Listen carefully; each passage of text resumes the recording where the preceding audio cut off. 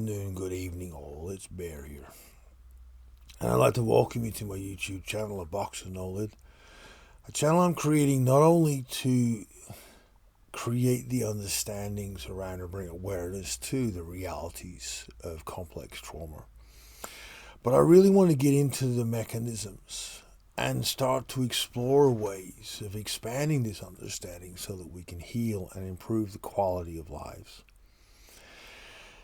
Now, this is the next video in the adoption series. And over this video and the next couple, I want to start to break down the different components or aspects of understanding so that I can start to make videos getting into ways of healing, not just bringing to the surface what's going on. And one of the first in this video is, what is the difference in outcome from an at-birth removal and placement into adoption and from foster care placement into adoption? Besides the obvious, from a therapeutic perspective and a societal awareness perspective, there are so many fundamental layers of difference and understandings needed in how, one, to create a supportive environment, which is what friends and family and those around need to understand. And then there's from the therapeutic perspective, as well as the comprehension from a legislative perspective, because adoption is continually put forward as this wonderful fix-all option for so many facets of what goes wrong in our society. So an at-birth removal,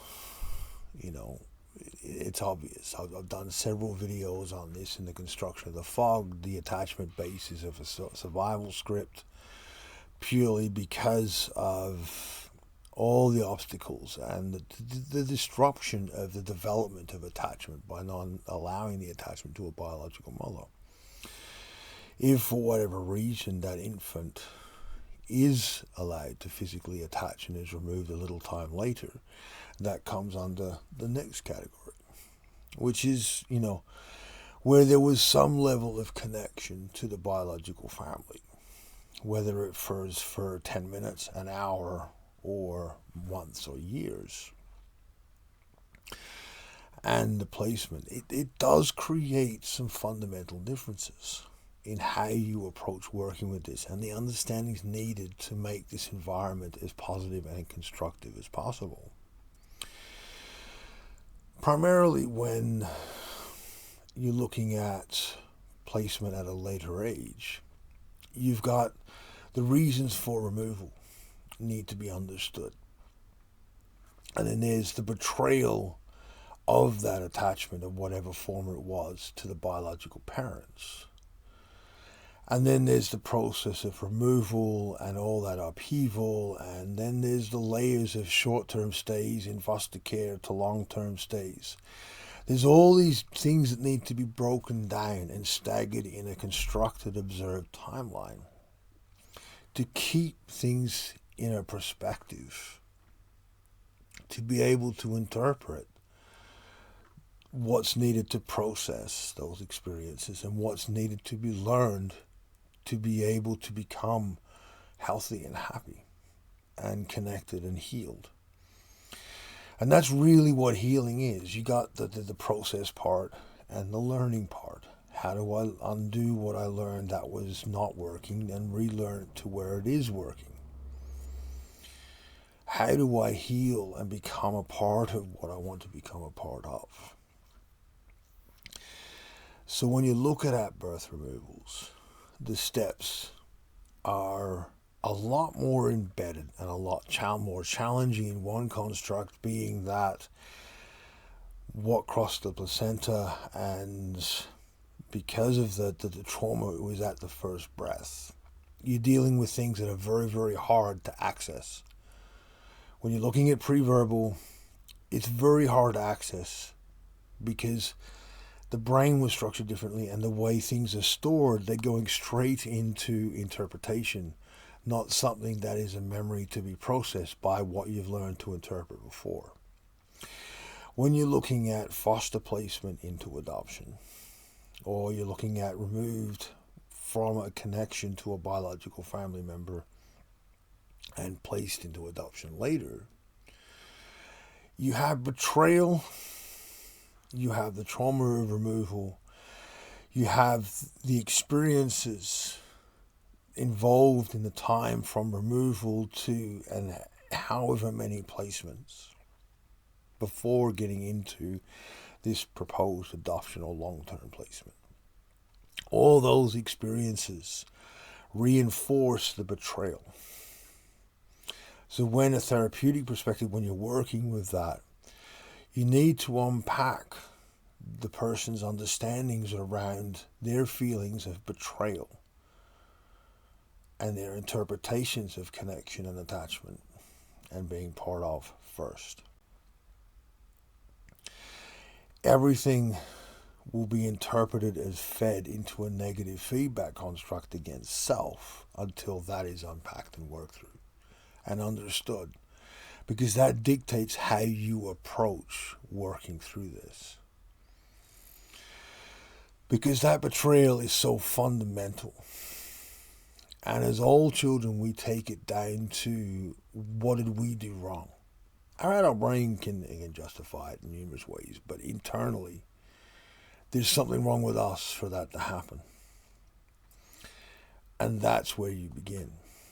When you're dealing with an at-birth removal, you have that, but you also have to learn how to interpret that, how you created those structures around that belief that something was wrong because it was so fundamentally earlier. So later removals and placement, you have a little bit more to work with, but you have a lot more to work with, if that makes any sense. At birth removals, you're dealing with one very hardcore structure that encapsulates everything. With post-birth removals and placement, you're dealing with as intense, but it's spread out over multitudes of layers of experiences. And that makes it a very, very complicated mess.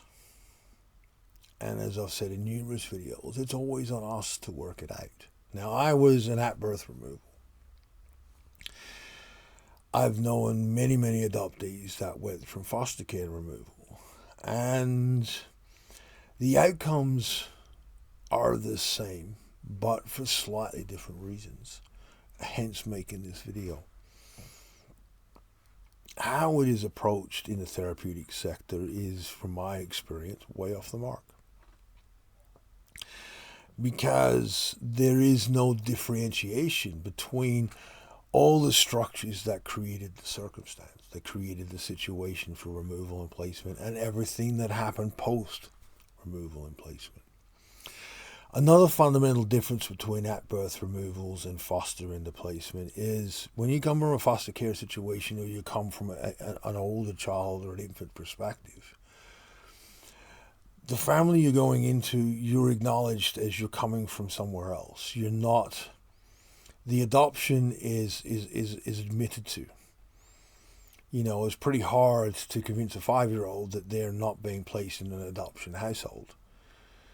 So even though it has, I've known of some situation that has happened. I've known of plenty of circumstance where even almost young adult, when you're looking at refugees coming in from Somalia, Nigeria and so forth, placed in the Western households, and how they're expected to call their adopted family mom and dad, regardless of their interpretations and regardless of their background and what they saw and know about their biological family. There's these expectations and requirements that create, again, another whole layer of stuff to be worked with. When you're looking at birth removals, it's pretty rare, except when the adoption is going south, that the majority of the time, the adoption is not admitted to until it's forced to be admitted to. And that leads, as I said in other videos, late discovery adoptees and so forth and so forth. But this hugely complicated mess of adult choices, as I said in numerous videos, is what we have to navigate and work out. And I want to make these videos to try to get that across out there into the world, because one, those who are around us, adoptees, if you understand this, then when we do things that are a little odd, understand where it comes from. When we misinterpret things, or when we're trying to explain something, or something affects us far deeper than you would expect, understand where we come from. This is what I mean by giving us the grace to learn, heal, and grow. Give us the grace because we're learning what we should have learned when we were infants. When you're looking at it from a therapeutic perspective, therapists, you could spend a 4-year degree just navigating and understanding all the complexities created by removal and placement. Literally, there are so many facets to be understood.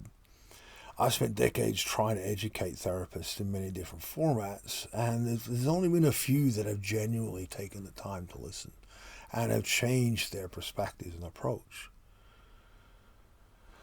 And that's one of the frustrating parts about this. But as I said in my videos, when I refer to, I come a lot from an at-birth removal because that's my base, it's my experience.